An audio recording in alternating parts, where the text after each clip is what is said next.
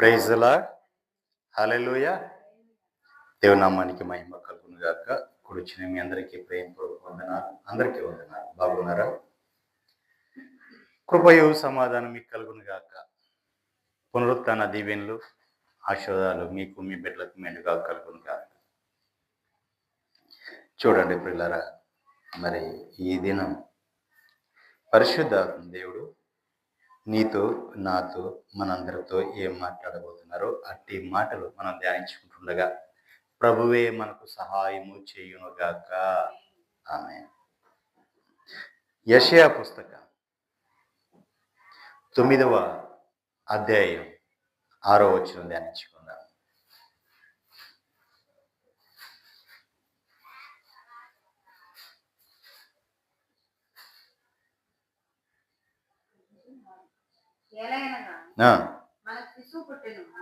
మనకు శిశువు పుట్టెను, మనకు కుమారుడు అనుగ్రహింపబడెను. ఆయన భుజము మీద రాజ్యభారముండును. ఆశ్చర్యకరుడు, ఆలోచనకర్త, బలవంతుడైన దేవుడు, నిత్యుడగు తండ్రి, సమాధానకర్తయగు అధిపతి అని అతనికి పేరు పెట్టబడెను. దేవునికి మహిమ కలుగును గాక. నిజమే పిల్లారా, మనకు శిశువు పుట్టాను. ప్రభువైన యేసుక్రీస్తు వారు శిశువుగా మనకు పుట్టి ఉన్నారు. ఎప్పుడు? 2025 సంవత్సరాల పూర్వం. దేవునికి మహిమ కలుగును గాక. ఇప్పుడు రేపు 25వ తారీఖున ఆయన జన్మదినం జరుపుకుంటూ ఇంకా ఆయన మనం ఇంకా శిశువుగానే చూస్తున్నాం. అవును కదండి? దేవునికి మహిమ కలుగును గాక. హల్లెలూయా. 2025 సంవత్సరాల క్రితం ఆయన ఈ లోకానికి వచ్చినప్పుడు శిశువుగా వచ్చి ఉన్నారు. మనం ఇంకనూ ఆయన్ని ఎలాగా అదే శిశువుగా చూస్తున్నాం. ఇంకా మన సహోదరులు అయితే కొంతమంది పశువులు పాక పెట్టి దాంట్లో శిశువుగా ఆయన పరుండు పెడుతున్నారు. దేవునికి మహిమ కలుగునుగా. హల్లెలూయా. మనకు శిశువు పుట్టాను, మనకు కుమారుడు అనుగ్రహింపబడేను. మనకు శిశువు పుట్టాను, మనకు కుమారుడు అనుగ్రహింపబడేను. దేవునికి మహిమ కలుగును. కుమారుడు అనుగ్రహించబడ్డాడు. దేనికి అనుగ్రహించబడ్డాడో ఇప్పుడు మనం ధ్యానించుకుందాం.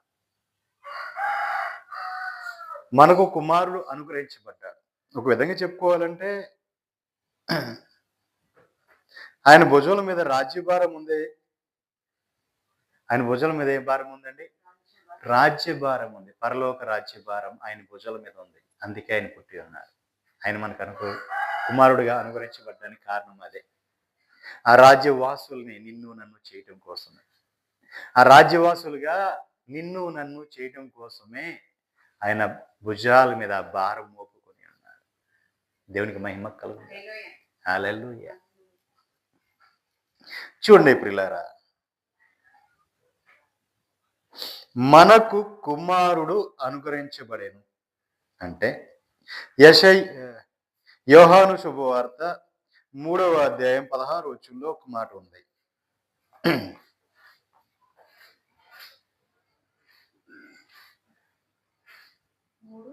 16. దేవుడు లోకమును ఎంతో ప్రేమించెను.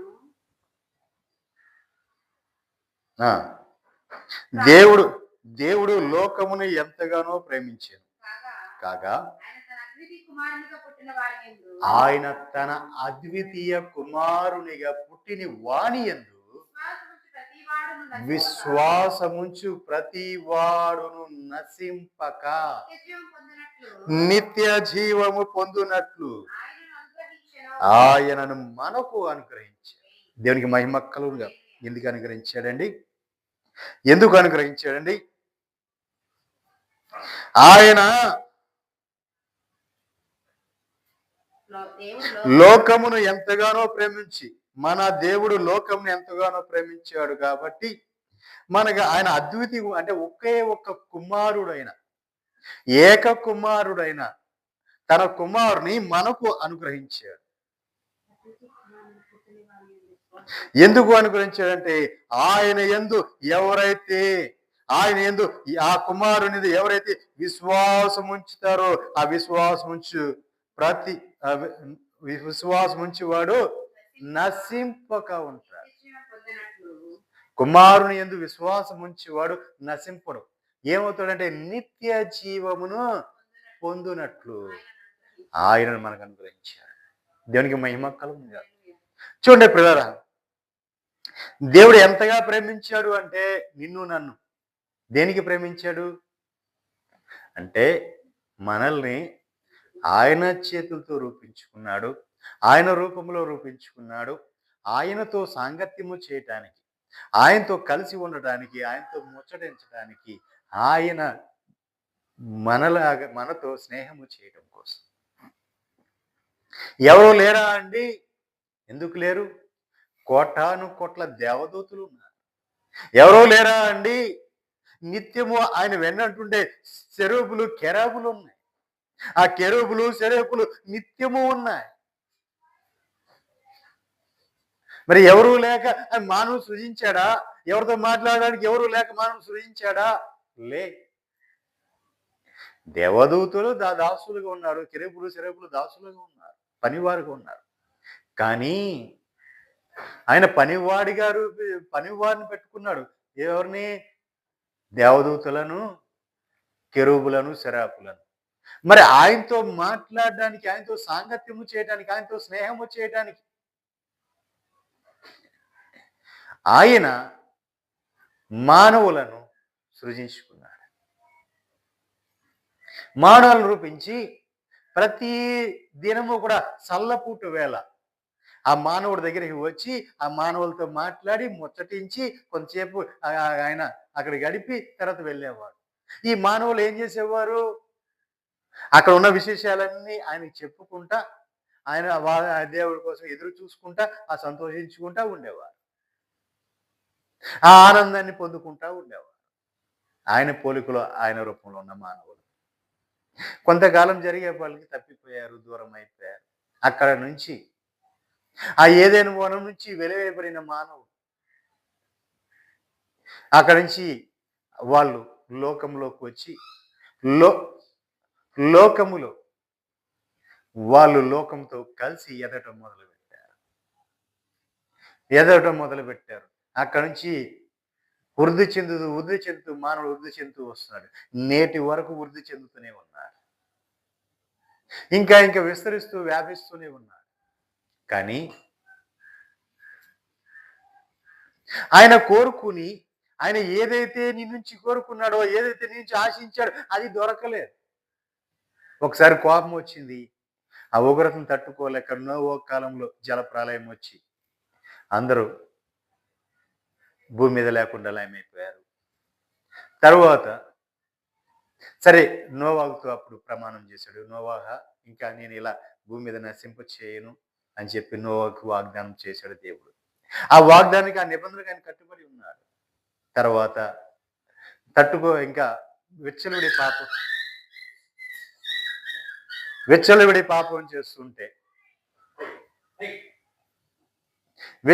పాపం చేస్తుంటే తట్టుకోలేక వీళ్ళని చూసైనా వారు మారతారు కదా అనుకుని ఆ సొదొమ గోమోర పట్టణాలను నాశనం చేశారు. అగ్నికి ఆహుతి అయిపోయాయి. ఈ రోజు కూడా ఆ ప్రాంతంలో గడ్డి పరకడం మూలని పరిస్థితి వచ్చింది. ఎందుకంటే ఇంకా అయినా మారతారే కదా ఈ మానవులు, నాకు దగ్గర అవుతారు కదా అనుకుంటే అంతకంతకు దూరం అవుతూనే వస్తున్నారు. సరే ఇలా కాదు అనుకుని అబ్రహాముని ఏర్పరచుకుని అబ్రహాం ద్వారా గొప్ప సంతానాన్ని ఏర్పరిచాడు. తనకిచ్చిన ఆశీర్వాదాలని అనుభవించడానికి ఏర్పరిచాడు. ఇశ్రాయేలుని ఎన్నుకున్నాడు. ఇశ్రాయేలు నుంచి గొప్ప సంతానం వచ్చింది. వీళ్ళు నా సొత్తు, నా స్వాస్యం అనుకున్నాడు. నా ప్రజలు వీళ్ళు ప్రత్యేకంగా ఉంటారు, ప్రత్యేకంగా ఉండేవాళ్ళు వీళ్ళు అనుకున్నాడు. ఎందుకని? అబ్రహాముని చూసి, ఇసాకుని చూసి, యాకోబుని చూసి వీరి బిడ్డలు కూడా ఇలాగే ఉంటారు. కానీ వీరు లోకము వైపే చూడటం మొదలుపెట్టారు. లోకంలోనే అయిపోతున్నారు, కలిసిపోతా ఉన్నారు. ఇంకా దేవునికి దూరం అవుతూనే ఉన్నారు తప్ప దేవునికి దగ్గరికి కావట్లేదు. ఏం చేయాలి? ఇలా కాదు, నేనే వెళ్ళాలి ఇక అని చెప్పి ఆయనే సస్యరుడిగా ఈ లోకానికి వచ్చి అందరి కోసం ప్రాయశ్చిత్తం చేయడానికి, తన ప్రాణాన్ని సైతం అర్పించడానికి ఆయన ఈ లోకానికి వచ్చేసారు. ఎందుకంటే మానవాళి యొక్క పాప పరిహారం జరగాలంటే ఒక నీతిమంతుని యొక్క రక్తము చిందించబడాలి. ఆ నీతిమంతుని యొక్క రక్తము చిందించబడితే తప్ప, ఆ రక్తంలో కడగబడితే తప్ప ఎవరో పాపలు ఉన్న వాళ్ళు పరిశుద్ధులుగా మార్చబడలేరు అని చెప్పి ఆయన భూమి మీద చూస్తే ఎవరు కూడా ఒక్కడు కూడా నీతిమంతుడు కనపడాల. ఆయనే వచ్చి ఆయన రక్తాన్ని చిందించి ఆయనే సమస్తము జరిపించి మరుపడి శుద్ధీకరించి పరిశుద్ధపరిచి ఇప్పుడు మానవుడు ఏ స్థానమైతే దేవుని దగ్గర కోల్పోయాడో ఆ స్థానానికి తిరిగి తీసుకువచ్చి నిలబెట్టాడు. దేవునికి ఎదురుగుండా నిలబెట్టి ఇదిగో నీ అపవిత్రత, నీ దుష్టత్వము, నీ లోభత్వము, నీ పాపము పరిహరించబడ్డాయి. అవన్నిటిని ప్రతిగా నా రక్తాన్ని చిందించిన ప్రాణాన్ని వెల ఇచ్చి నేను కొనుక్కున్నాను. నీవు పరిశుద్ధంగా ఉండాలి, పవిత్రంగా ఉండాలి, నాకు ఎదురుగా దగ్గరగా ఉండాలి, నా పోలికలో నా రూపంలో నిన్ను మార్చుకోవాలి అని ఆ మానవుని ఎదురుగుండా పెట్టుకున్నాడు. అయినా సరే మానవుడు ఎదురుగుండా ఉన్నాడే తప్ప మానవుడి మనసు అంతా ఎక్కడ చూస్తే లోకం వైపే ఉంటుంది. దేవునికి మహిమ కలుగును. లోకం వైపే ఉన్నాడు మానవుడు. ఎటు చూడు ఎక్కడ చూడు లోకం వైపే ఉన్నాడు. కొంతమంది మాత్రం పరిశుద్ధులు ఆయన సన్నిధిలో ఉన్నారు. మిగిలిన వారంతా కూడా లోకం వైపే చూస్తూ ఉన్నారు. ఇంకా పరిశుద్ధులు ఉన్నారు, భూమి మీద ఉన్న పరిశుద్ధులు కూడా ఆయన ఏదో చూస్తూ ఉన్నారు. వీరితో పాటు ఇంకా అనేకులు నా దగ్గరికి వస్తారు కదా, రావట్లేదు. ఈ రోజు కూడా సిద్ధపడి ప్రభువా నేను సిద్ధంగా ఉన్నాను, నన్ను తీసుకుని వెళ్ళు అని చెప్పగలిగిన వారు ఎవరైనా ఉన్నారా? గుండె మీద ఇలా చేసుకొని ప్రభువా నేను సిద్ధంగా ఉన్నానయ్యా, నువ్వు వచ్చి నన్ను తీసుకుని వెళ్ళు అనేవారు ఎవరు ఉన్నారా? అయ్యా ఈ శ్రమలు పడలేకపోతున్నా, ఈ బాధలు పడలేకపోతున్నా, ఈ కష్టాలు పడలేకపోతున్నా, ఇదిగో ఈ పిల్లలతో పోరు పడలేకపోతున్నా, మా ఆయనతో పోరు పడలేకపోతున్నా, అత్తమాలతో పోరు పడలేకపోతున్నా, ఇదిగో నువ్వు త్వరగా వచ్చి నన్ను తీసుకెళ్తావా అనోళ్ళు ఎక్కువయ్యారు తప్ప అయ్యా నేను సిద్ధపడి ఉన్నా, నన్ను తీసుకుని వెళ్ళయ్యా, ఇదిగో నువ్వు కోరుకున్నట్లుగా నీ స్వరూపాన్ని నేను ధరించుకుని ఉన్నా, నీ రూపాన్ని ధరించుకుని ఉన్నా, ఇదిగో నీలో నేను పరిపూర్ణమై ఉన్నా, నేను పరిశుద్ధుడిగా ఉన్నాను, అయ్యా నన్ను తీసుకుని వెళ్ళు త్వరగా రా అని చెప్పగలిగిన వారు ఎవరు ఉన్నారా అండి? దేవునికి మహిమ కలుగును. అందుకనే ఆయన ఈ లోకంలో ఇంకను చాచిన చేతి ఎదురు చూస్తూనే ఉన్నాడు. నా కుమారుడా, నా కుమార్తె, నేను నిన్నేం అడిగాను? బలువులు అడిగానా? నైవేద్యములు అడిగానా? ఏమడిగాను? నీవు పరిశుద్ధంగా, యథార్థంగా, నీతిగా ఉండు, నాతో సాంగత్యం చేయి, నాతో సహవాసం చేయి, నీకు నేను మంచి స్నేహితుడిగా ఉంటాను, నీకు మంచి స్నేహితుడిగా నేను ఉంటాను, నీకు నేను తండ్రిగా ఉంటాను. నువ్వు అబ్బా తండ్రి అన్న ఉన్నాయి, నేను ఉన్నాను నా కుమారుడా కుమార్తె అని నీకు ఎదురుగా నేను నిలబడుతున్నాను కదా. నీకు కాలికి దెబ్బ తగిలిందంటే నేను ముందుగా నేనే ఉంటున్నాను కదా, అక్కడ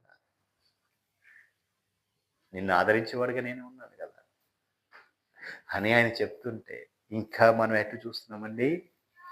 లోకం వైపే చూస్తున్నాం తప్ప ఆయన వైపు మనం చూడలేకపోతున్నాం. ప్రియులారా, ఎవరైతే తన అద్వితీయ కుమారునిగా పుట్టిన వాని యందు విశ్వాసం ఉంచుతావాడు ప్రతి వాడు కూడా నశింపక నిత్య జీవం పొందుకుంటాడు. ఆయన యందు విశ్వాసం కావాలి. ఆ విశ్వాసం ఉంటేనే మనము లోకంలో నశించుకోకుండా, లోకులందరూ నశిస్తారు కానీ ఆయన యందు విశ్వాసం ఉంచి వారు నశించరు, నిత్య జీవంలోకి వెళ్తారు. దేవునికి మహిమ కలుగునుగా. హల్లెలూయా. అందుకే ఆ కుమారుని మనకు అనుగ్రహించాడు. అదే యోహాను సువార్త 8వ అధ్యాయం 36వ వచనం చూసినట్లయితే, ఆ కుమారుడు మనల్ని ఏం చేశాడు? కుమారుడు మిమ్మును స్వతంత్రులుగా చేసిన ఎడల మీరు నిజముగా స్వతంత్రులై ఉంటారు. దేవునికి మహిమ కలుగును కాదు. కుమారుడు మనల్ని స్వతంత్రులు చేస్తే మనం నిజంగా స్వతంత్రులై ఉంటాం. మన స్వతంత్రులు కాదు, మన ఆది తండ్రి అయిన ఆదాము అవ్వల నుంచి కూడా మనం తప్పిపోయాం. వారు వారికి అప్పగించుకున్నారు అపవాదికి. దేవుని మాటను తృణీకరించారు కాబట్టి వారు వెలివేయబడ్డారు, వారు అనుభవించారు. అక్కడ నుంచి ఏలుబడి చేసుకుంటూ వస్తున్న ఈ పాపము, లోకము అంతకు అంతకు వృద్ధి చెంది అభివృద్ధి చెందుతా వచ్చింది. ఈ రోజు కూడా లోకము పచ్చగా కనపడుతుంది. ఈ రోజు కూడా లోకము ఆకర్షణీయంగా కనపడుతుంది. లోకమున్న పాపము, ద్వేషము, అసూయ, మత్సరము, ఇవన్నీ కూడా మలినము అన్నీ కూడా మనం వాటిని జయించలేకపోతున్నాం. ఏదో ఒక రూపంలో, ఏదో ఒక విధంగా దాన్ని జయించలేకపోతున్నాం. దేవునికి మహిమ కలుగును గాక. ఇంకా మనము ఆయన వైపు చూడలేకపోతున్నాం. మనం ఆయన వైపు చూడలేకపోతున్నాం కాబట్టి ఆయన విశ్వాసం మనకు ఆయన స్వతంత్రం ఇవ్వడానికి వచ్చాడు. ఇదిగో బానిసవు నువ్వు, దాసుడుగా బానిసుడుగా నీవు ఉన్న నిన్ను ఆయన విడిపించి, అపవాది శర నుంచి విడిపించి, ఎలా విడిపించాడు? ఆయన ప్రాణమును వెల ఇచ్చి, ఆయన రక్తము చేత నిన్ను ప్రాణము చేత నిన్ను కొనుక్కున్నాడు. ప్రాణాన్ని వెల ఇచ్చి కొనుక్కున్నాడు నిన్ను. వాడి నుంచి విడిపించాడు. విడిపించిన తర్వాత నువ్వు పరిశుద్ధుడు కాబట్టి నాయన నా పరిశుద్ధత నీకు ఇచ్చాను, నా యథార్థత నీకు ఇచ్చాను, నా నీతి నీకు ఇచ్చాను, నా రాజ్యం నీకు ఇస్తున్నాను, ఆ రాజ్యంలోకి నువ్వు రావాలి అని చెప్పి దేవుడు చెప్తే ఇంకా ఇంకా మనం దేవునికి ఆయన దూరం అయిపోతూనే ఉన్నాం. ఆయన రాజ్యంలో చేరుకోలేకపోతున్నాం. కానీ ఆయన మనకు స్వతంత్రాన్ని ఇచ్చాడు. అన్నిటిని జయించి అన్ని చేసి మన స్వతంత్రంగా మనం జీవించడానికి, మన ఇష్టం వచ్చినట్టుగా జీవించడానికి. స్వతంత్రం అనగానే ఈరోజు ఏంటి? ఫ్రీడమ్. ఆజ్ఞలు లేవు, కట్టడాలు లేవు, విధుల్లో ఏమీ లేవు. ఫ్రీ అనమాట. మనం ఫ్రీడమ్ కొన్నాం. ఎలా అంటే ఆరాధన సమయం అయిందా, మందిరంకి వచ్చామా, వెళ్ళామా, అంతే. కానీ వాక్యం ఏమై ఉంది, వాక్యం ఏం చెప్తుంది, వినేవాళ్ళు చాలా తక్కువైపోయారు. వాక్యానుసారం నడుచుకునే వాళ్ళు చాలా తక్కువైపోయారు. అసలు దాన్ని గ్రహించలేని వారు చాలా మంది ఉన్నారు. ఏంటంటే ఒక ఆచార ప్రకారంగా ఆదివారం వచ్చిందా, ఆరాధనకి వెళ్ళామా, మందిరానికి వెళ్ళామా, మందిరం నుంచి ఇంటికి వచ్చామా. ఈరోజు వాక్యం ఏంటి? బాయిగారు ఎరదీశారు, చాలా బాగా చెప్పాడు, చాలా లోతుకు వెళ్ళాడు. అదే ఏం చెప్పాడు నాన్న? అసలు అది ఏం చెప్పగలమండి ఆయన చెప్పిన మాటల్లో? ఏది చెప్పలేదు, వింటేగా. దేవునికి మహిమ కలుగును. హృదయ లోపలికి వెళ్ళాలి వాక్యం. వెళ్ళి నేను గాయపరచాలి, నేను బాధపరచాలి, నిన్ను సరిచేయాలి. చేస్తుందా? ఉదక స్నానం దావీదు వలె ఆయనకి వాక్యం దొరికింది. ఎలా దొరికింది? జుంటితేనే దారాల కన్నా మధురమైనదిగా దొరికింది. ఎలా దొరికింది? క్రొవ్విన మెదడు దొరికినట్టుగా దొరికింది. దేవునికి మహిమ కలుగును గాక. మరి అలాంటి వాక్యం మరి నీకు ఎలా అనిపిస్తుంది? ఈ సోపుతో నన్ను కడిగయ్యా, నన్ను శుద్ధీకరించయ్యా, నన్ను పరిశుద్ధపరిచయ్యా, నీ వాక్యని తగినట్టుగా నన్ను మలుచయ్యా. దేవునికి మహిమ కలుగును గాక. మనం అలా చేయగలుగుతున్నామా? దేవునికి మహిమ కలుగును గాక. నిజమే పిల్లారా, ఇవన్నీ కూడా మనం ఆలోచించాల్సిన విషయాలే. అసలు మనకు స్వతంత్రం అనుగ్రహించబడింది కదా. మనకు కుమారుడు మనల్ని స్వతంత్రులు చేశాడు. ఇప్పుడు మనకు స్వతంత్రం అనుగ్రహించబడింది అంటే మనం స్వతంత్రులం. మన ఫ్రీడమ్. ఈ ఫ్రీడంలో ఉన్న మనము, స్వతంత్రంలో ఉన్న మనము పాపం వైపు చూడకోకుండా ఆయన వైపు చూడాలి కదా. అందుకే కదా ఆయన స్వతంత్రం మనకి ఇచ్చింది. అంటే మనం దాసులమైన బానిసలమైన మనల్ని, లోకానికి పాపానికి బానిసలమైన మనల్ని ఆయన విడిపించి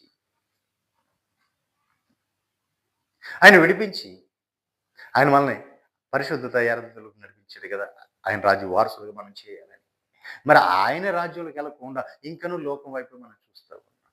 మనకు ఏది స్వతంత్రం? ఏ విషయంలో మన స్వతంత్రం వచ్చింది చెప్పాలి ప్రియులారా.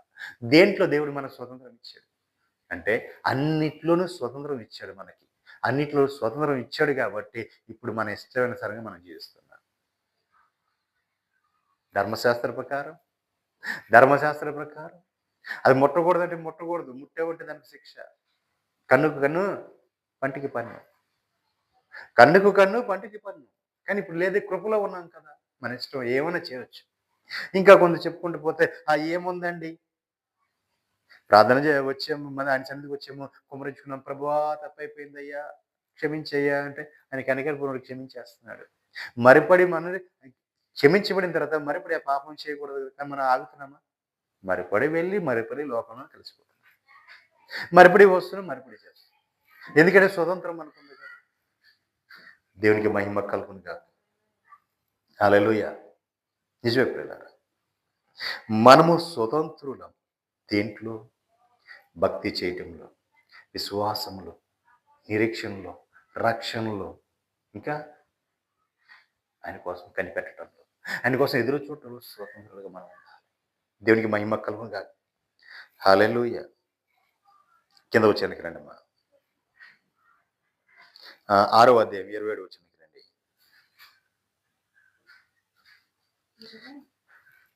6వ అధ్యాయం 27 వచ్చిన. క్షయమైన ఆహారం కొరకు కష్టపడకుడి గాని చూడండి, క్షయమైపోయే ఆహారము కోసము కష్టపడకుడి కానీ నిత్యజీవము కలుగజేయు. నిత్య జీవము కలగజేయు అక్షయమైన ఆహారం అక్షయమైన ఆహారం కొరకే కష్టపడి కష్టపడుడి. మనుష్య కుమారుడు మనుష్య కుమారుడు దాన్ని మీకు ఇచ్చును. దాన్ని మీకు ఇచ్చును.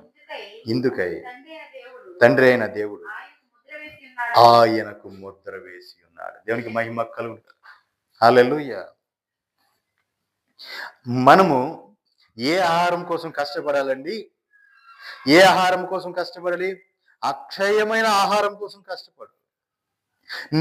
నిత్య జీవం కలుగజేయే ఆ అక్షయమైన ఆహారం కోసం మనం కష్టపడాలి. క్షయమైపోయే ఆహారం కోసం.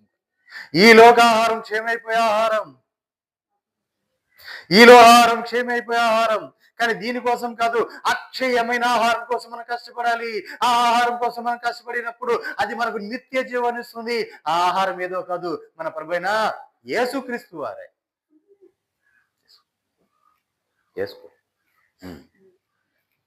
ఆహారము మన ప్రభువైన యేసుక్రీస్తు వారే. ఆయన భుజించాలి, మనం ఆహారం భుజించాలి. ఆ నిత్య జీవాన్ని ఇచ్చే ఆహారం కోసం కష్టపడాలి తప్ప అది అక్షయమైన ఆహారం, నిలిచిపోయే ఆహారం, దానికోసం మనం ప్రాకులాడాలి. ఈ క్షయమైపోయే ఆహారం కోసం నువ్వు ఎంత కష్టపడినా ఎంత చేసినా ప్రయోజనం లేదు.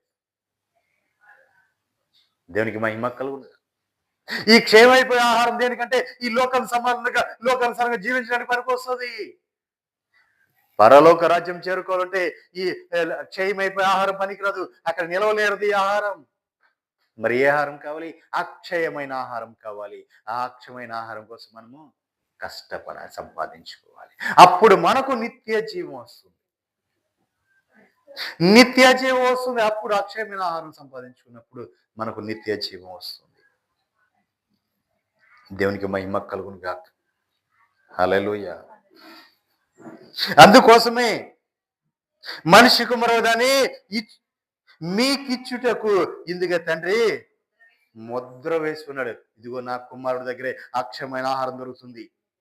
నా కుమారుడి దగ్గర అక్షయమైన ఆహారం దొరుకుతుంది. ఆహారాన్ని మీరు సంపాదించుకోవాలి, ఆహారాన్ని మీరు భుజించాలి, మీరు నిత్య జీవంలోకి రావాలి అని చెప్పి ఆయనకి ముద్ర వేసి ఇచ్చాడు తండ్రి కుమారునికి.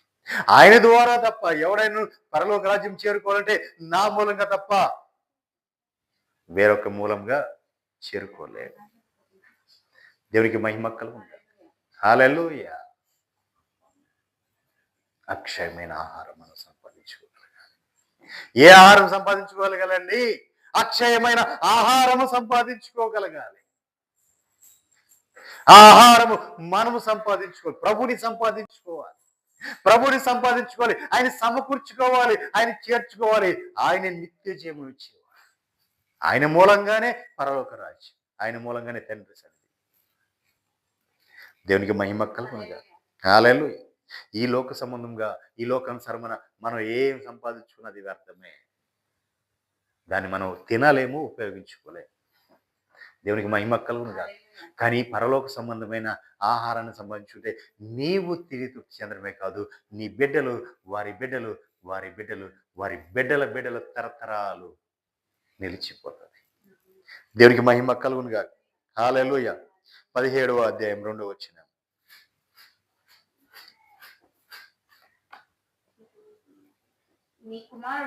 నీ కుమారుడు చూడండి, నీ కుమారుడు నిన్ను మహిమపరచునట్లు, నీ కుమారుని మహిమపరచు.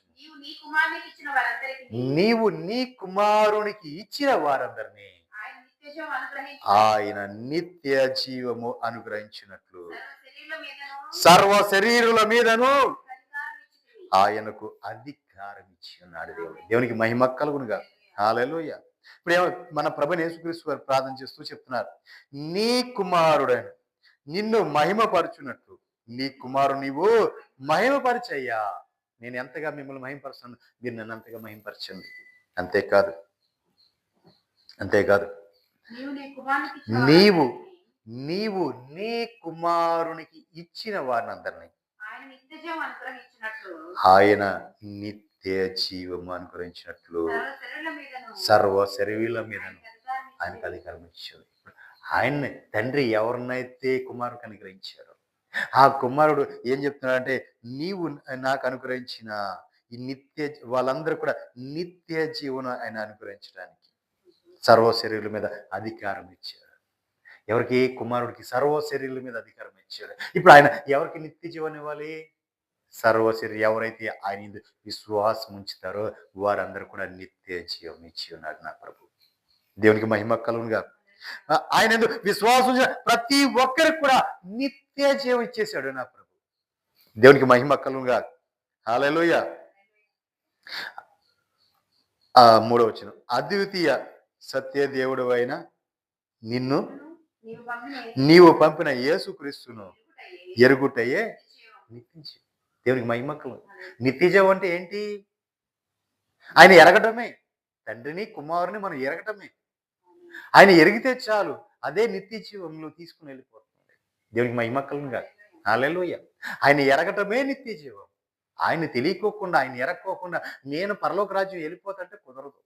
అసలు తండ్రి ఎవరు, కుమారుడు ఎవరు, అసలు తండ్రి కుమారుని ఎందుకు పంపించాడు, కుమారుడు ఏం చేశాడు, కుమారుడు ఏం చేసిన తర్వాత ఆయన తండ్రి స్థానంలోకి అక్కడికి వెళ్ళాడు, ఇప్పుడు మనం కూడా అలా వెళ్ళాలి అని మనం తెలుసుకోవటమే నిత్య జీవం.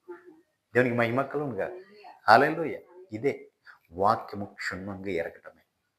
వాక్యమే ఆయన, వాక్యమైన దేవుడే ఆయన. ఆయనను క్షుణ్ణంగా మనం ఎంతగా ఎరుగుతామో మనకు నిత్య జీవము ఉన్నది. దేవునికి మహిమ కలుగునుగా. హల్లెలూయా. అద్వితీయ సత్యదేవుడు అయిన నిన్నును నీవు పంపిన యేసుక్రీస్తును ఎరుగుటయే నిత్య జీవం. దేవునికి మహిమ కలుగునుగా. 4వ వచనం,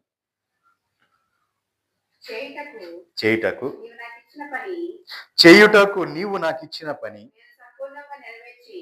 నేను సంపూర్ణముగా నెరవేర్చి భూమి మీద నిన్ను మహిమపరిచితిని. హల్లెలూయా. సరే గట్టిగా స్తోత్రం చెప్పండి. ఇదేనా? తినలేదా? నల్ల కదా, ఉపవాసం కదా, మాట రావట్లేదు. దేవునికి మహిమ కలుగునుగా. హల్లెలూయా. దెబ్బలాడమనండి, దెబ్బలాడమనండి, కేకలెట్టు. దేవునికి మహిమ కలుగునుగా. హల్లెలూయా. చదువమ్మ. చూడి, తండ్రి అయిన దేవుడు కుమారుకి ఇచ్చిన ఆ పనిని సంపూర్ణంగా నెరవేర్చి భూమి మీద నిన్ను మహిమపరిచితిని. తండ్రి, ఈ లోకం పుట్టక మునుపు నీ యొద్ద నాకు ఏ మహిమ ఉండెనో ఆ మహిమతో నన్ను ఇప్పుడు నీ యొద్ద మహిమపరచున్నా. దేవునికి మహిమ కలుగునుగా. తండ్రి, లోకము పుట్టకు ఏ మహిమ అయితే నాకుందో ఆ మహిమతో ఇప్పుడు నువ్వు నన్ను మహిమపరిచి ఉన్నావు. దేవునికి మహిమ కలుగునుగా. లోకము పుట్టక మునుకున్న మహిమ అంటే లోకము పాపంలోకి రాకముందు, ఈ లోకము పాపంగా మారకముందు ఉన్న ఆ మహిమను అడుగుతున్నాడు ప్రభు. ఆ మహిమ ఎందుకో తెలుసా? ఆయన ఈ లోకము నుంచి పరలోకంలోకి వెళ్తున్నాడు కాబట్టి ఇప్పుడు ఆ పరలోకపు మహిమ కావాలి, ఈ లోక మహిమ కాదు. లోకములో ఉన్నాడు కాబట్టి పరలోక మహిమ, ఈ లోకం పుట్టక ముందున్న ఆ మహిమ నాకు కావాలి అని అడుగుతున్నాడు. దేవునికి మహిమ కలుగునుగా. హల్లెలూయా. ఈ లోకము పుట్టిన తర్వాత పాపంతో కలిసిపోయిన తర్వాత ఉన్న ఇది మహిమ కాదు, ఆ మహిమ నాకు పూర్వం ఏ మహిమ ఉందో ఆ మహిమ నాకు కావాలి. దేవునికి మహిమ కలుగునుగా. హల్లెలూయా. కింద వచ్చిన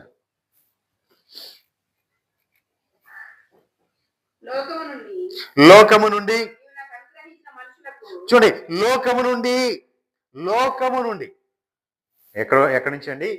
లోకము నుండి నీవు నాకు అనుగ్రహించిన మనుషులను నీ నామము ప్రత్యక్షపరిచితిని. వారు నీ వారై ఉండిరి. వారు నీ వారై నీవు వారిని నాకు అనుగ్రహించితివి. చూడండి, వారు నీ వారై ఉన్నారు, నీవు నాకు అనుగ్రహించితివి. వారు నీ వాక్యము గైకొని ఉన్నారు. వారు నీ వాక్యము గైకొని ఉన్నారు. దేవునికి మహిమ కలుగును. Amen. ఈ లోకములో ఉన్నారు, నువ్వు నాకు అనుగ్రహించావు. అంటే పాపంతో ఉన్న వారిని నాకు అనుగ్రహించావు. ఈ పాపంతో ఉన్న వారిని వారు నీ వారిగా నేను మార్చాను. ఎందుకంటే వాక్యముతో, దేవునికి మహిమ కలుగును. వారు వాక్యాన్ని అంగీకరించారు, వాక్యాన్ని విశ్వసించారు. కాబట్టి ఈ వాక్యాన్ని విశ్వసించారు కాబట్టి వారు ఇప్పుడు నీ వారుగా మారిపోయారు. దేవునికి మహిమ కలుగును. అంటే వాక్యమైన దేవుడు ఏం చేశాడంటే వాళ్ళు ఉదక స్నానం చేసి శుద్ధీకరించి పరిశుద్ధపరిచి పవిత్రపరిచి ఇప్పుడు దేవుని వారిగా మరిపడి వారిని అప్పగించాడు. అంటే ఏ స్థానం అయితే కోల్పోయామో, ఎక్కడి నుంచి పడిపోయామో, ఎక్కడైతే జారిపోయామో తిరిగి ఆయన తీసుకుని వచ్చి మరిపడి అక్కడ నిలబెట్టి, ఇదిగో తండ్రి నీ వారు వీరు, లోకములో ఉన్న వారిని నాకు అప్పగించావు, లోకం నుంచి వీళ్ళు వేరు చేశాను, వీళ్ళు శుద్ధీకరించాను, నా పరిశుద్ధత ఇచ్చాను, నా యథార్థత ఇచ్చాను, నా నీతిని ఇచ్చాను, వీరి పాపాలు దోషాలు అని నేను మోసాను, ఇదిగో నా పరిశుద్ధని వీళ్ళకి ఇచ్చాను కాబట్టి ఇదిగో పరిశుద్ధులై వచ్చారు, ఇదిగో నీ వారు అని తండ్రి ముందు నిలబెట్టాడు. దేవునికి మహిమ కలుగునుగా. హల్లెలూయా. ఎందుకు వీళ్ళు ఎలా నిలబడ్డారు అంటే నీ వాక్యం మీద విశ్వాసం ఉంచారు. దేవునికి మహిమ కలుగునుగా. వాక్యం మీద విశ్వాసం ఉంచారు కాబట్టి, ఆ వాక్యాన్ని విన్నారు కాబట్టి, వాక్యాన్ని గ్రహించారు కాబట్టి, వాక్యము వారిలోకి వెళ్ళింది కాబట్టి, వాక్యం మనలోకి వెళ్తే పరిశుద్ధత ఉంటుందని మనం పాపులుకుంటామా? ఏమండి? మనం పరిశుద్ధులుగా ఉంటాం, నిజమాంతులుగా ఉంటాం, యథార్థవంతులుగా ఉంటాం. ఎందుకంటే వాక్యం ఎప్పటికప్పుడు ఉదక స్నానం చేపిస్తుంది. వాక్యం సరిచూసుకోవాలి మన జీవితంలో, వాక్యాన్ని సరిచూసుకోవాలి. నా జీవితం ఉంది, నా జీవితం వాక్యం మనం రెండు టాలీ చూసుకుంటూ ఉండాలి, బేరీజ్ వేసుకుంటూ ఉండాలి. వాక్యానుసారమైన జీవితం ఉందా, వాక్యానికి విరుద్ధమైన జీవితం ఉందా? వాక్యానుసారమైన జీవితం ఉందా, వాక్యానికి విరుద్ధమైన జీవితం ఉందా? విరుద్ధమైన జీవితం ఉంటే మనం సరి చేసుకోవాలి. అదే వాక్యం. మనం ఎప్పటికప్పుడే మనం సరి చేయటమే. దేవునికి మహిమ కలుగునుగా. ఎందుకు సరి చేస్తుందంటే దేవుని ముందు మనల్ని నిలబెట్టడానికి, దేవునితో మనల్ని మమేకము చేయడానికి. అదే మన ప్రభువైన యేసుక్రీస్తు వారు చేసిన పని. దేవునికి మహిమ కలుగునుగా. హల్లెలూయా. 6వ వచనం అయిపోయిందా? రోమాపత్రిక 8వ అధ్యాయం 28వ వచనం.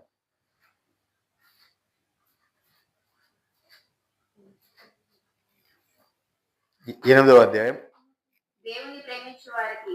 దేవుణ్ణి ప్రేమించు వారికి అనగా ఆయన యొక్క సంకల్పము చొప్పున పిలువబడిన వారికి మేలు కలుగుటకై సమస్తము సమకూడి జరుగుచున్నవని మనము ఎరిగి ఉండాలి. దేవునికి మహిమ కలుగు. దేవుని ప్రేమించేవారు, దేవుని ఎవరైతే ప్రేమిస్తున్నారో వారికి సమస్తము కూడా సమకూర్చబడి జరుగుతూ ఉంటాయి. 100%. నీవు దేవుని సరి ప్రేమించుకోకుండా ఉంటే, దేవుని హృదయంలో చేర్చుకోకుండా ఉంటే, నువ్వు ఆయన భయభక్తులు కలిగి లేకుండా ఉంటే నీకు అన్ని సమకూర్చబడవు. నీకు అన్ని సమకూర్చబడుతున్నాయి, అన్ని కూడా సిద్ధపరచబడుతున్నాయి అంటే, సమస్తము సమకూర్చబడుతుంది అంటే నీవు దేవుని యందు ఆయన ప్రేమించాలి. ప్రేమించడం అంటే ఆయన భయభక్తులు కలిగి ఉండాలి. దేవునికి మహిమ కలుగును. హల్లెలూయా.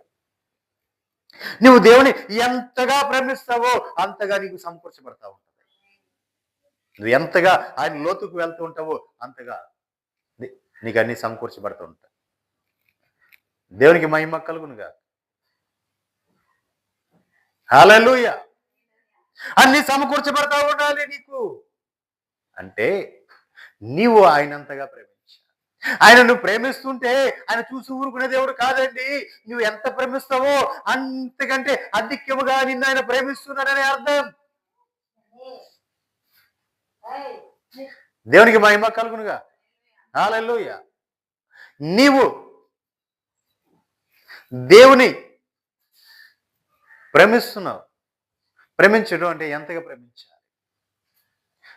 ఆయన యొక్క లోతైన అనుభవానికి వెళ్ళే ముందుగా ఆయనలో కలిసిపోతూ ఉంటావు, ఆయనలో మమేకమైపోతావు. హనోకు దేవుడితో కలిసి నడుచుకుంటూ వెళ్ళాడంటండి. తన కుటుంబాన్ని కూడా మర్చిపోయాడు. పరలోక రాజ్యంలోకి వెళ్ళిపోయాడంట. ప్రభువా నేను వచ్చేసంటే సర్లే అక్కడ చూడంగానే ఇక నాకు ఈ లోకం వద్దయ్యా, నేను ఎక్కడ ఉండిపోతాను అని చెప్పిన వాళ్ళు చాలా మంది ఉన్నారు. అనొక్కొక్కడే కాదు, దర్శనాలు చూసిన వాళ్ళు కూడా చాలా మంది చెప్పారు ఇట్లా. పరలోక రాజ్యము దాని వైభవం చూసిన తర్వాత దాన్ని విడిచి రాలేమని. దేవునికి మహిమ కలుగునుగా. హల్లెలూయా. అక్కడంతా ప్రేమే ఉంటది. లోకములో ఉన్నదేంటి? అసూయ, ద్వేషము, కలహము, మత్సరము, కుళ్ళు, కుషితము. ఇవే లోకంలో ఉండాలి.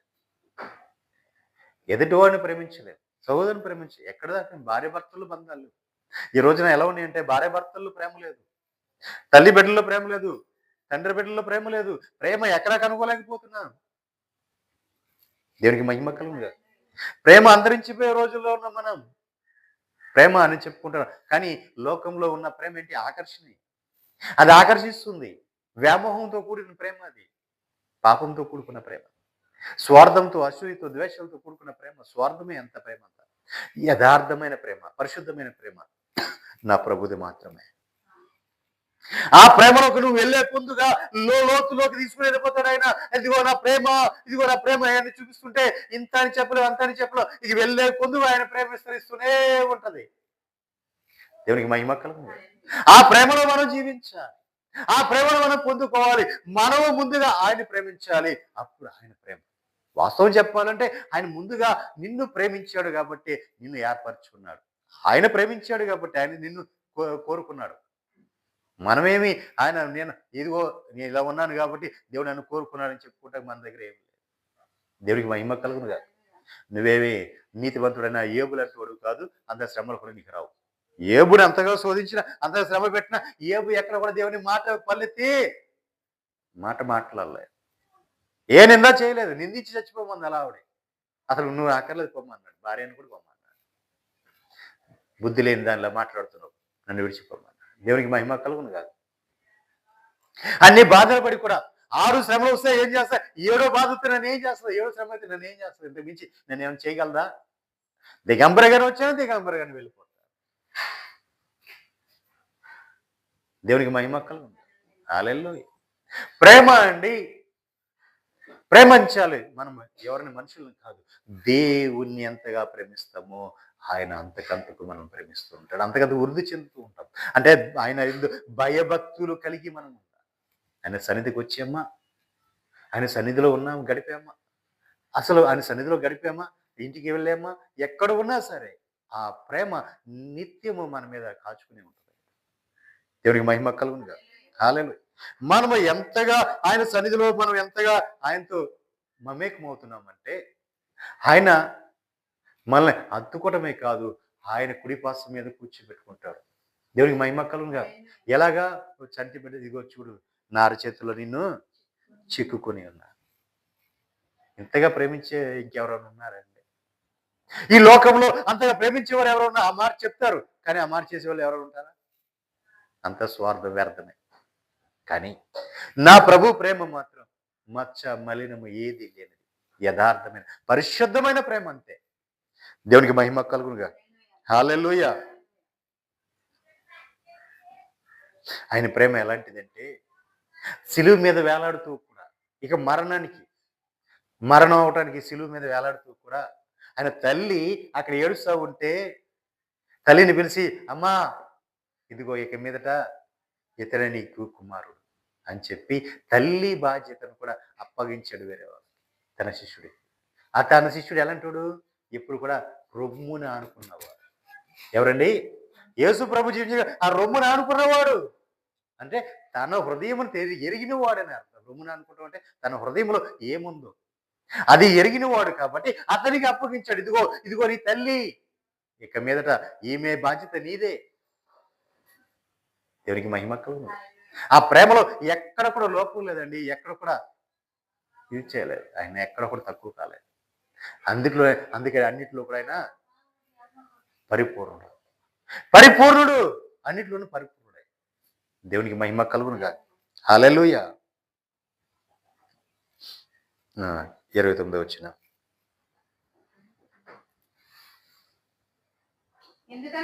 ఎందుకనగా తన కుమారుడు అనేక సహోదరులలో జ్యేష్ఠుడగునట్లు. చూడండి, తన కుమారుడు అనేకుల్లో జ్యేష్ఠుడగినట్టుగా దేవుడు ముందుగా ఎవరిని ఎరిగినో కుమారునితో వారు తమ కుమారునితో స్వరూపం కలవారగుటకు స్వరూపము కలవారు వారిని ముందుగా నిర్ణయించెను. వారిని ముందుగా నిర్ణయించారు. దేవునికి మహిమ కలుగును.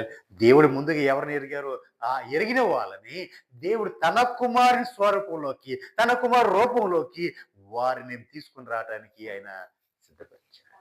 అంటే తన కుమారు రూపంలో ఇప్పుడు మనం ఎవరి రూపంలో ఉండాలి? దేవుని రూపంలో. దేవుడు ఎవరు? ప్రభు యేసుక్రీస్తు వారు. ఇప్పుడు తన రూపంలోకి, తన పోలికలోకి మరిపడి మనం మార్చబడాలి. ఎందుకంటే మనం లోకంలో ఉన్న వారిని మనం వేరు చేసి తిరిగి తన కుమారుడి చేతికి మనల్ని అప్పగించాడు. చెడిపోయిన మనల్ని, తప్పిపోయిన మనల్ని, లోకంలో పాపంలో కలిసి ఉన్న మనల్ని ఏం చేశాడంటే మరిపడి ఆయన ఏర్పాట్లో ఉన్న వాళ్ళందరినీ పిలిచి, ఇదిగో వీళ్ళందరినీ నీ చేతికి అప్పగించాను అన్నాడు. కుమారుడికి అప్పగించాడు. ఇప్పుడు కుమారుడు ఏం చేయాలి? వారందరినీ తన పోలికలో, తన రూపంలో సృజించబడిన మానవుడు తప్పిపోయి మానవుని తిరిగి తన పోలిక, తన రూపంలో ఇప్పుడు మరిపడి తన స్వరూపముగా వాళ్ళని మార్చాడు. దేవునికి మహిమ కలుగునుగా. హల్లెలూయా, హల్లెలూయా. ఆ స్వరూపము గల వారిగా మనం ఉండాలి. ఎందుకంటే రేపు పొద్దున ఆయన పక్కన నిలబడినప్పుడు, ఆయనతో పాటు మనం ఉన్నప్పుడు, ఇప్పుడు ఇద్దరు చూస్తే సరి సమంగా ఉండాలి, ఈక్వల్ గా ఉండాలి. ఈ పోలిక ఒకే పోలిక. ఇక్కడ మనకి రకరకాల పోలికలు ఉన్నాయి, రకరకాల పోలికలు ఉన్నాయి. మనం రకరకాలుగా ఉన్నాం. తెల్లవారు నల్లవాళ్ళుగా ఉన్నాం, ఎర్రని వారుగా ఉన్నాం. అంతేకాదు ఎత్తుగా ఉన్న వాళ్ళు, పొట్టుగా ఉన్న వాళ్ళుగా రకరకాలుగా ఉన్నాం. ఈ రకరకాల భేదాలు, ఆడమ్మగానే భేదాలు, ఇవన్నీ ఇప్పుడు ఇక్కడే కానీ పరలోక రాజ్యంలో లేదు. దేవునికి మహిమ కలుగును. నేను చూశాను దర్శనం, పరలోక రాజ్య దర్శనం నేను చూశాను. నేను చూసిన దర్శనంలో అందరూ కూడా గొప్ప వెలుగు ఎదురుగుండా ఉంది. అలా నిలబడి అందరూ కూడా ఆరాధిస్తున్నారు. అందరూ కూడా ఇలా ఆరాధిస్తూనే ఉన్నారు. ఆ వెలుగు ఇంకా చూస్తూ ఆరాధిస్తూ ఉన్నారు. అలా దూరంగా చూస్తే రకరకాల బట్టలు వేసుకుని రకరకాల దేశాల వారు, రకరకాల వేషాలు కలిగిన వారు అక్కడ కనపడుతున్నారు. అంటే అందరూ ఒకేలాగా ఉండవు కదా, రకరకాల వారు అందరూ నిలబడ్డారు. ఆడమ్మకు కూడా లైన్లోని ఒకే లైన్లో ఉన్నారు. లైన్లుగా ఉన్నారు. ఇలా అందరూ లైన్లుగా ఉన్నారు. అంతా కూడా లైన్లో ఉండి ఆరాధిస్తున్నారు. క్రమం అంతా క్రమం కనపడింది. నేను వారిని చూసాను. దూరంగా చూస్తే రకరకాలుగా ఉన్నారు. అది ఉన్నారు, రకరకాల బట్టలు వేసుకుంటే కనపడేది నాకు ఎలంగానే చూస్తే. కానీ దగ్గరికి వెళ్ళిన తర్వాత చూస్తున్నా, అందరిని చూసినా అందరూ ఒకే పోలికలో, ఒకే రకంగా ఉన్నారు, ఒకే హైట్లో ఉన్నారు. ఇక్కడ ఎత్తు పల్లాలుగా కనపడ్డారు. కానీ అక్కడ దగ్గరికి వెళ్ళిన తర్వాత వాళ్ళ మొఖాలు చూస్తుంటే అందరిది ఒకే మొహం కనపడుతుంది. అందరూ ఒకేలాగా ఉన్నారు. అందరూ తెల్లని వస్త్రాలే వేసుకుని ఉన్నారు. ఆయన ఆరాధిస్తూనే మహిమపరుస్తూనే ఉన్నారు. దేవునికి మహిమ కలుగునుగా. నేను చూశాను కాబట్టి చెప్పగలుగుతున్నాను. ఆ దర్శనం నేను చూశాను, పరలోక దర్శనం. దేవునికి మహిమ కలుగునుగా.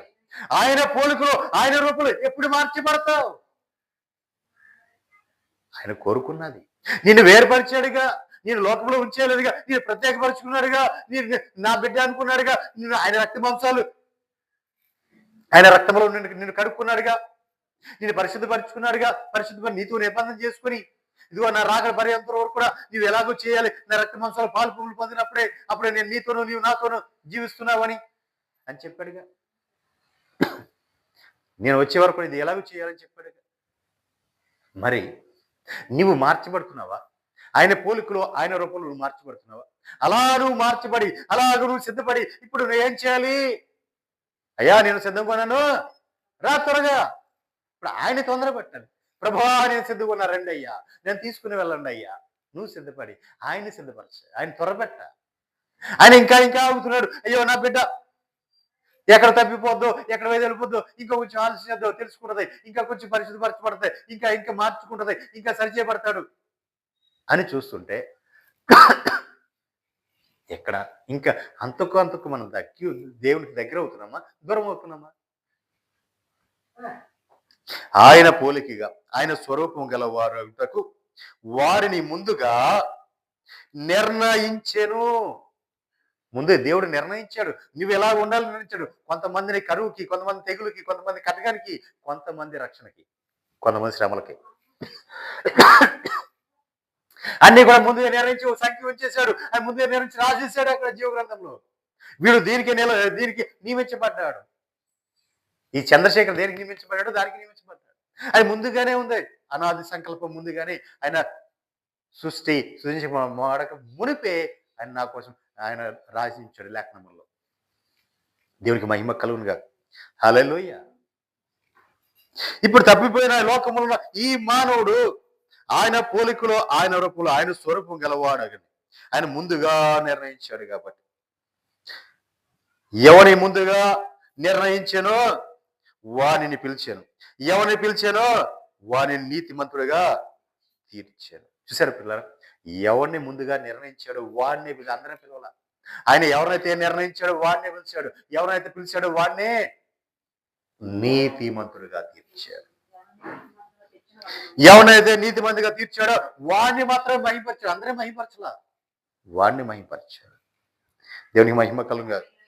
32 తన సొంత కుమారుని చూడండి, తన సొంత కుమారుని అనుగ్రహించుటకు వెనుకు తీయక మన అందరి కొరకు ఆయనను అప్పగించిన వాడు ఆయనతో పాటు సమస్తమును మనకెందుకు అనుగ్రహించడం? సొంత కుమారుణ్ణి మన కోసం అప్పగించేశాడే, శ్రమలకి మరణానికి అప్పగించేశాడే, మరి మనల్ని మన కోసం అప్పగించాడు, మరి మనల్ని వదిలేస్తాడా? ఏమండి, మనల్ని వదిలేస్తాడా? వదిలేడు. సమస్తమును మనకెందుకు ధారాళంగా ఇచ్చేసాడు.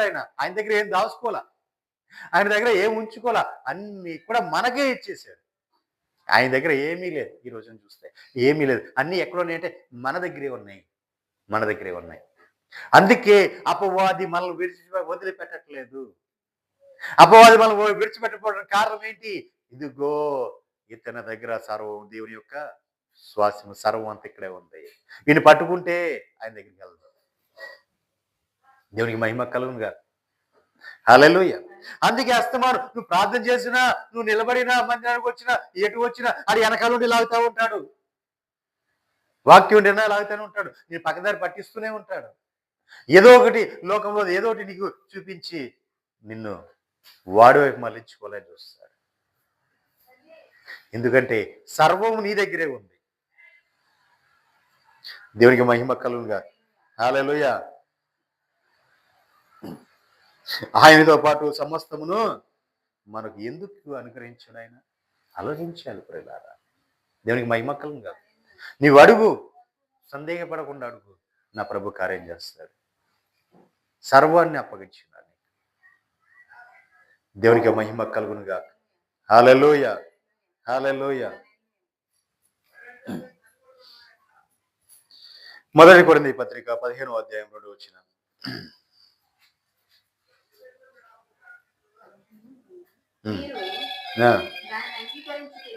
మీరు దానిని అంగీకరించితిరి, దాని అందే నిలిచి ఉన్నారు, మీ విశ్వాసము వ్యర్థమైనది.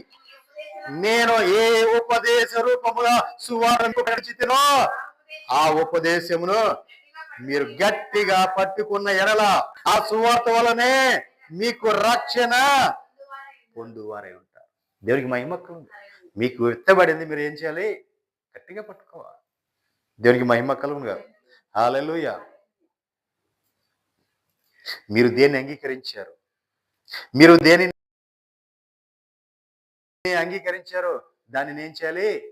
గట్టిగా పట్టుకోవాలి. దేవునికి మహిమ కలుగునుగా. అదే మీరు అంగీకరించింది ఏంటిది? సువార్త అంటే ప్రభు యొక్క సువార్త అంటే ప్రభు యొక్క జీవిత విధానం. ఆ ప్రభు యొక్క జీవిత విధానం, ప్రభు యొక్క మాదిరి. సువార్త అంటే ఆయన మాదిరి. ఆయన ఎలా జీవించాడు, ఏం చేశాడు, ఎలా ఉన్నాడు, అది. దాన్ని నువ్వేం చేసావు? ఆయన ఉపదేశించినప్పుడు ఉపదేశం ఏం చేయాలి? నువ్వు విన్న వాక్యాన్ని, ఆ ఉపదేశం నువ్వేం చేయాలి? గట్టిగా పట్టుకోవాలి. దేవునికి మహిమ కలుగునుగా. నువ్వు ఎంతగా గట్టిగా పట్టుకుంటే అంతగా నువ్వు ఆ సువార్త వల్లనే రక్షణ పొందుకున్న వారిగా ఉంటావు. రక్షణ అదే, సువార్త వలన వచ్చే రక్షణ. నువ్వు దాన్ని ఎంత గట్టిగా పట్టుకుంటే నీకంత గట్టి రక్షణ. దేవునికి మహిమ కలుగునుగా. హల్లెలూయా. ఒకవేళ నీ విశ్వాసము వ్యర్థమైతే తప్ప, వ్యర్థమైపోతే ఏం చేయలేవు. కానీ నీ విశ్వాసము దేవుని యందు వ్యర్థము కాకుండా, నీ విశ్వాసము ఆయన సువార్త యందు వ్యర్థము కాకుండా, నీ విశ్వాసము ఆ ఉపదేశం యందు వ్యర్థము కాకుండా నువ్వు గట్టిగా కనుక నిలబడ్డావు అంటే నీకు రక్షణ ఉంది. దేవునికి మహిమ కలుగును. ఏ రక్షణ? ఏ రా రా రా రా వచ్చావు రా ఇదిగో నీళ్ళు మునుగు మునుగు అని ముంచేసారు. రక్షణ కాదు. ఈ రోజున ఫ్యాషన్ అయిపోయింది. నేను ఎంతమందికి ఇచ్చి అంతమందికి ఇచ్చి సిద్ధపాటు లేదు, ఏమీ లేదు. సిద్ధపడాలి. తను సిద్ధపడి తను వచ్చి అన్ని కూడా అన్నిటి ఒప్పుకొని యోక్తా కుమార్తెలా యోక్తా కుమార్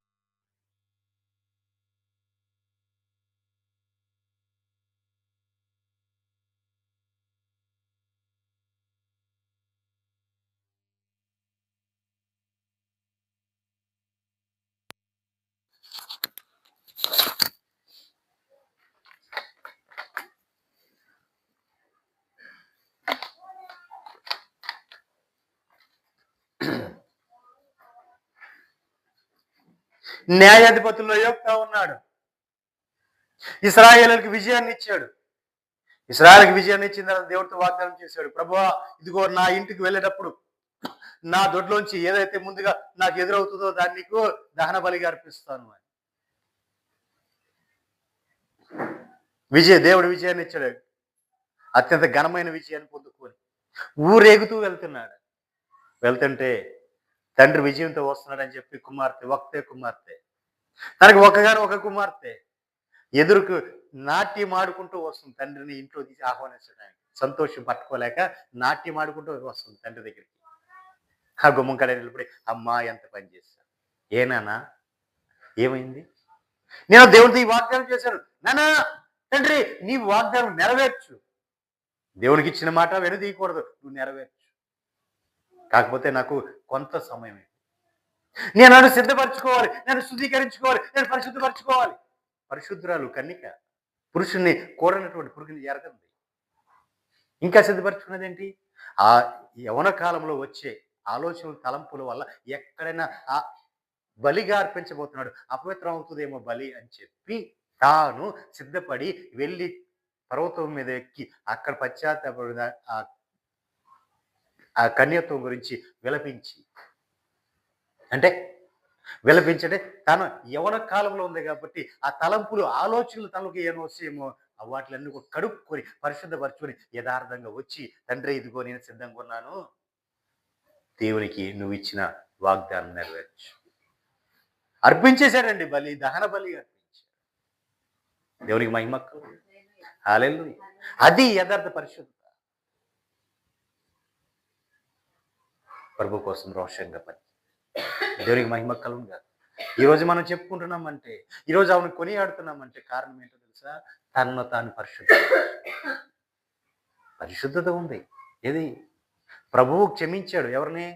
మరియం వ్యభిచారి స్త్రీని క్షమించాడు. అమ్మా క్షమించాను, ఇక మీద ఎన్నడూ పాపం చేయొద్దు అన్నాడు. ఆమె ఎన్నడూ పాపం చేయాల, పరిశుద్ధంగానే ఉంది. అక్కడి నుంచి ప్రభు ఏ రోజైతే ఆమెతో మాట్లాడాడో ఆ రోజు నుంచి ప్రభుని చేర్చుకుంది, ఆ రోజు నుంచి పరిశుద్ధంగానే ఉంది. కానీ ఇక్కడ చూస్తే అసలు పాపమే చేయాల, పరిశుద్ధంగానే ఉంది.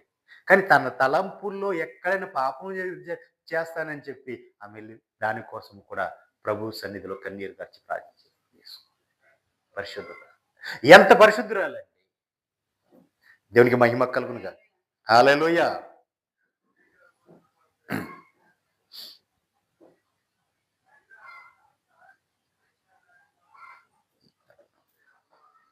మనకు కలిగిందని మనం ఏం చేయాలి? గట్టిగా పట్టుకోవాలి. మనకు కలిగిన దాన్ని గట్టిగా పట్టుకో. వాక్యము మనకు కలిగింది, ఆ వాక్యం అనే గట్టిగా పట్టుకోవాలి విశ్వాసంతో. ఎక్కడ కూడా అవిశ్వాసం మనలోకి రాని. గట్టిగా మనం ఏం చేయాలి? వాక్యాన్ని గట్టిగా పట్టుకోవాలి. అది ఏమవుతుంది? మనం ఏదైతే గట్టిగా పట్టుకున్నామో ఆ సువార్త వలననే మనము రక్షణ పొందువారమై ఉంటాం. ఆ సువార్త వలన మనం గట్టిగా పట్టుకున్న దాని వల్ల రక్షణ పొందుతాం. రక్షణ అంటే బాప్తిస్మం ఇచ్చే ఆ రక్షణ, ప్రారంభ రక్షణ గురించి నేను చెప్పట్లా. నువ్వు ఎత్తబడేటప్పుడు నీకు తేబడే రక్షణ గురించి నేను చెప్తాను. నువ్వు మధ్యాకాశానికి ఎత్తబడేటప్పుడు ప్రభు వారు మధ్యాకాశానికి వచ్చారు కదా, వచ్చి నిలబడినప్పుడు అప్పుడు ఆయన ఇచ్చే రక్షణ, ఆ రక్షణ ఉంటేనే నువ్వు పరలోక రాజ్యం చేరుకోగలవు. ఆ రక్షణ లేకపోతే నువ్వు పరలోక రాజ్యం చేరుకోలేవు. ఆ రక్షణ కోసం నువ్వు కనిపెట్టాలి. అంటే నువ్వు ఇప్పటి వరకు నీ జీవితంలో వింటున్న వాక్యం అంతా కూడా నువ్వేం చేయాలి? గట్టిగా పట్టుకోవాలి. అలా పట్టుకుంటేనే నీకు ఆ రక్షణ దొరుకుతుంది. దేవుడికి మహిమ కలుగును గాక. హల్లెలూయా. ఎంతో గట్టిగా పట్టుకుని ఎంతో విశ్వాసంలో ఉండి ఎంతగానో ఎదురు చూసిన 10 మంది కనికల్లో 5గురు మాత్రమే వెళ్ళారు. 5గురు విడవబడ్డారు. దేవునికి మహిమ కలుగునుగా. హల్లెలూయా. అంత ఒక సంఖ్య ఉంది. ఆ సంఖ్య ప్రకారమే జరగబోతుంది. దేవుడు దేనికి నియమించాడు, దేనికి నిర్ణయించాడు. దేవునికి మహిమ కలుగునుగా. హల్లెలూయా. 2వ కొరింథీ ఆఖరిగా చూడండి. 2వ కొరింథీ పత్రిక 6వ అధ్యాయం 1-2 వచనం ధ్యానించుకుందాం. కాగా చూడండి, కాగా మేము ఆయన తోటి పరివారమై మేము పొందిన దేవుని కృపను వ్యర్థము చేసుకునవద్దని మిమ్మల్ని వేడుకుంటున్నాం. ఒక్క నిమిషం అండి. మేము పొందిన ఆయనతో పనివారమై, ఎవరితో? ప్రభు అయిన యేసుక్రీస్తు వారితో పనివారమై ఉన్న మేము మీరు పొందిన దేవుని కృపను వ్యర్థము చేసుకోవద్దని మిమ్మల్ని బ్రతిమాలుకుంటున్నాను. దేవునికి మహిమ కలుగునుగా. మీరు వ్యర్థం చేసుకోరు, ఆయన కృపను వ్యర్థం చేసుకోవద్దు. దేవునికి మహిమ కలుగునుగా. హల్లెలూయా. కింద వచ్చిన అనుకూల సమయమందు చూడే దేవుడు చెప్తున్నాడు, అనుకూల సమయమందు నీ మొర ఆలకించితిని, రక్షణ దినమందు నిన్ను ఆదుకొని. ఒక్క నిమిషం. దేవుడికి మహిమ కలుగునుగా. నీవు అనుకూల సమయమందు అంటే నీకు అనుకూల దేవుడు నిన్ను ఆయన మొర ఆలకిస్తాడు. నిన్ను రక్షణ దినమందు ఆయన ఆదుకున్నాడు. ఇది మర్చిపోకూడదు. ఎంతమంది జీవితంలో ఎన్ని కార్యాలు జరుగుతున్నాయి. అనుకూల సమయం అంటే నువ్వు ఆపత్కాలంలో ఉన్నావు. ఆపత్కాలం ఉన్నప్పుడు దేవుడు నిన్ను ఆదుకుంటున్నాడా లేదా? ఆదుకుంటున్నాడు. దేవునికి మహిమ కలుగునుగా. హల్లెలూయా. అనుకూల సమయం మందు నిన్ను ఆదుకుంటున్నాడు, రక్షణ దినమందు నిన్ను ఆదుకుంటున్నాడు. దేవునికి మహిమ కలుగునుగా. నీ మొర ఆలకిస్తున్నాడు, నిన్ను ఆదుకుంటున్నాడు, నిన్ను కరుణిస్తున్నాడు. అంటే ఆయన నిన్ను ప్రేమిస్తున్నాడు, నిన్ను కాపాడుకుంటాడు, నిన్ను చూస్తూనే ఉన్నాడు, నీకోసం ఎదురు చూస్తూనే ఉన్నాడు. ఆయన నీకోసం ఎదురు చూస్తున్నాడు. కాబట్టి నీవు ఏ ప్రార్థన చేసినా ఆలకిస్తున్నాడు, ఏ సమయంలో ఎక్కడ నువ్వు ప్రార్థన చేసినా ఆలకిస్తున్నాడు. నిన్ను ఎప్పుడు కూడా ఆయన కాపాడుతూనే ఉన్నాడు. దేవునికి మహిమ కలుగునుగా. హల్లెలూయా. హల్లెలూయా. కింద వచ్చింది రండమ్మా. ఇదిగో ఇదిగో ఇదే రక్షణ దినం. చూడండి ప్రియులారా, ఇదే రక్షణ దినం, ఈ క్షణమే రక్షణ దినం. ఇదిగో మా పరిచర్య నిందింపబడకుండా నిమిత్తము ఏ విషయంలోనైనా అభ్యంతరమేమీ కలగజేయక, శ్రమల యందును, ఇబ్బందుల యందును, ఇరుకుల యందును, దెబ్బల యందును, శరసాలలోను, అమ్మా అల్లర్లలోను, ప్రయాసముల్లోను, జాగారంలోను, ఉపవాసంలోను మిగుల ఓర్పు గలవారమై మనం అన్నిట్లో కూడా మనం ఎలా ఉండాలి? అన్నిట్లో కూడా ఓర్పు కలిగి ఉండాలి. ఓర్పు ఉండాలి. ఓర్పు లేకపోతే పని జరగదు. దేవునికి మహిమ కలుగును. అబ్రాహాము ఓర్చుకున్నాడు. ఎంతకాలము? కుమారుడు పుడతారని దేవుడు చెప్తే 25 సంవత్సరాలు చూశాడు వారసుడు కోసం. మరిపడి 25 సంవత్సరాల తర్వాత నీ కుమారుడు నాకు ఇచ్చేయమన్నాడు దేవుడు. 25 సంవత్సరాలు కుమారుడు కోసం ఎదురు చూశాడు. 25 సంవత్సరాలు కుమారుడు పుట్టిన తర్వాత కుమారుని 25 సంవత్సరాలు పెంచుకున్నాడు. ఇప్పుడు నీ కుమారుడు నాకు ఇచ్చే అన్నాడు. అంటే దాని అర్థం ఏంటి? అబ్రాహాము ఇచ్చేసాడు కుమారుణ్ణి. అంటే ఇంకానూ ఎదురు దేవుడు నాకు ఇచ్చిన వాగ్దానం ఇంకా నెరవేరుతుంది. ఈ కుమారుడు పోతే ఇంకో కుమారుడు దేవుడు నాకు ఇస్తాడు. దేవునికి మహిమ కలుగునుగా. హల్లెలూయా. అప్పటికి అబ్రాహాము వయసు ఎంత? 125 సంవత్సరాలు. 100వ సంవత్సరంలో కుమారుని ఇచ్చాడు. అబ్రాహాంకి 75 సంవత్సరాల వయసులో అబ్రాహాంకి వాగ్దానం చేశాడు. అబ్రాహాంకి 100వ సంవత్సరంలో కుమారుని ఇచ్చాడు. తర్వాత అబ్రాహాంకి 125వ సంవత్సరంలో కుమారుని నాకు ఇచ్చేయమన్నాడు. దేవునికి మహిమ కలుగునుగా. కుమారుడు నాకు ఇచ్చేయమన్నాడు. అంటే అబ్రాహాం ఎన్ని సంవత్సరాలు ఎప్పటి వరకు ఎదురు చూశాడండి? 50 సంవత్సరాలు. 25 సంవత్సరాలేమో కుమారు కోసం ఎదురు చూశాడు. 25 సంవత్సరాలు కుమారుని పెంచుకున్నాడు. ఇప్పుడు 50 సంవత్సరాలు తన ఆశ అంతా ఒకేసారి భంగం అయిపోయింది. దేవుడు ఇచ్చిన వాగ్దానం కానీ, దేవుడు ఇచ్చిన ఆశీర్వాదాలు కానీ, దేవుడు ఇచ్చిన ఆ ఐశ్వర్యం కానీ అంతా ఇంకెవరికి? నా పనివాడికిగా ఎలియజర్కిగా వెళ్ళేది అని ఆల్రెడీ ముందుగా చెప్పేశాడుగా. దేవునికి మహిమ కలుగునుగా. హల్లెలూయా. కానీ అబ్రాహాముకున్న ఆ ఓర్పు, ఆ నిరీక్షణ, ఆ విశ్వాసం, ఈ కుమారుడు పోతే దేవుడు ఇంకో కుమారుని ఇస్తాడు. దేవునికి మహిమ కలుగునుగా. ఎందుకంటే అవన్నీ నెరవేర్చే దేవుడు సమర్థుడు, శక్తివంతుడు అనుకున్నాడు. తన బిడ్డని ఇష్టాన్ని కూడా వెనుదీయలేదు. ఎదురు చూడాలి. ప్రతి విషయం కోసం కూడా మనం ఏం చేయాలి? ఓపికతో ఎదురు చూడాలి. ఓపిక పట్టాలి. ప్రతి విషయంలో మనం ఓపికతో ఎదురు చూడాలి. దేవునికి మహిమ కలుగా. దేవుని వాగ్దానాలు ఆలస్యమవుతున్నాయా? ఎక్కడ లోపం ఉందో మనం చూసుకోవాలి. ముందు మనం చూసుకోవాలి. మనలో ఎక్కడ లోపం ఉంది. మనలో లోపాలు ఉంటే అవి మనం అనుభవించలేము. అవి లేట్ అవుతా ఉంటాయి. లేదా దేవుడు నిర్ణయించిన సమయం ఉంటుంది. ఇదిగో ఈ కాలంలో నీకు నేను అప్పగిస్తాను అన్నాడు. దేవునికి మహిమ కలుగుగా. హల్లెలూయా. మన కాలం వచ్చినది. మన కాలం వచ్చినది. దేవునికి మహిమ కలుగుగా. ఆ వాగ్దానాలు నెరవేర్పులో మనం ఉన్నాం. దేవునికి మహిమ కలుగుగా. ప్రభువు నిమిత్తమే వాగ్దానాలన్నీ కూడా నెరవేరిపోయినాయి. ఇంకా ఆఖరి గడియ ఒకటే ఉంటుంది. ఆయన ఈ క్షణమో మరుక్షణమో వచ్చాయి. దేవునికి మహిమ కలుగునుగా. హల్లెలూయా. కాబట్టి ప్రియులారా, మరి మనం ఏం చేయాలి? ఇప్పుడు ఆయన జన్మదిన వేడుకలు చేసుకుంటున్నాం కదా. ఈ మాసంలో మనం ఆయన జన్మదిన వేడుకలు చేసుకుంటున్నాం కదా. మరి ఎలా ఇంకా మనకు శిశువు పుట్టాడని చెప్పి తొట్ల పెట్టి ఆయన ఊపుదామా? చేస్తున్నారు చాలా మంది ఇలాగే. దేవునికి మహిమ కలుగునుగా. మనకు కుమారుడు అనుగ్రహించబడెను. ఆయన భుజముల మీద రాజ్యభారం ఉంది. ఆయన పేరు ఆశ్చర్యకుడు, ఆలోచనకర్త, బలవంతుడైన దేవుడు, నిత్యుడగు తండ్రి, సమాధానకర్తయగు అధిపతియగు దేవుడని పేరు. అంతటి శక్తివంతుడు, సమర్థవంతుడు. ఆయన ఎందుకు పుట్టాడు? ఏం చేశాడు? ఆయన ఈ లోకానికి వచ్చి నీకు నాకు ఏమి ఇచ్చాడు? ఇప్పుడు మనం ఎలా ఉండమన్నాడు? మనం ఎలా ఉండాలి? ఎలా ఉన్నాం అనేది మనం చూసుకోవాలి.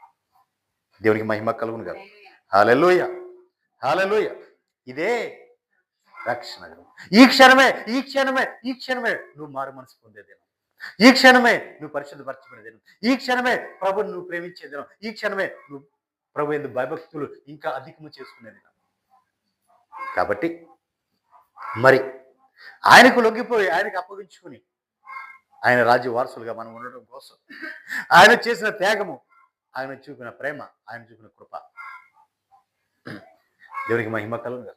ఇవన్నీ తలబోసుకుంటూ నా కోసం ఎంతగా చేసావు ప్రభువా అని ఆయన సన్నిధిలో మన మనసును కుమ్మరించుకుందాం, ప్రార్థన చేసుకుందాం. మరి ప్రియులారా, ఒక్క నిమిషం.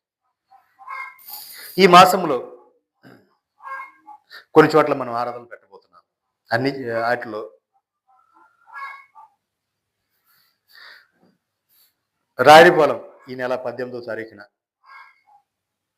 రాయుడిపాలెం ఈ నెల 18వ తారీఖున, ధర్మాజిగూడెం ఈ నెల 20వ తారీఖున, అట్లాగే మరి ఇంకా కొన్ని చోట్ల చేయబోతున్నాం. అలాగే ఈ మాసంలో కొన్ని చోట్ల సంఘ స్థాపనలు ఉన్నాయి. అవి కూడా నేను ప్రకటించబోతున్నాను. వాటన్నిటి కోసం కూడా మీరు ప్రార్థన చేయండి. అత్యంత ఘనంగా జరగాలి, అత్యంత వైభవంగా ప్రభువుకు మహిమ రావాలి. ప్రభువుకు మహిమపరిచిన నిమిత్తమే ఇవన్నీ కూడా జరగబోతున్నాయి. కాబట్టి మరి వీటన్నిటి కోసం కూడా మీరు ప్రార్థన చేయమని మీ అందరికీ నా ప్రేమపూర్వక వందనాలు తెలియజేసుకుంటున్నాను. అందరికీ వందనాలు.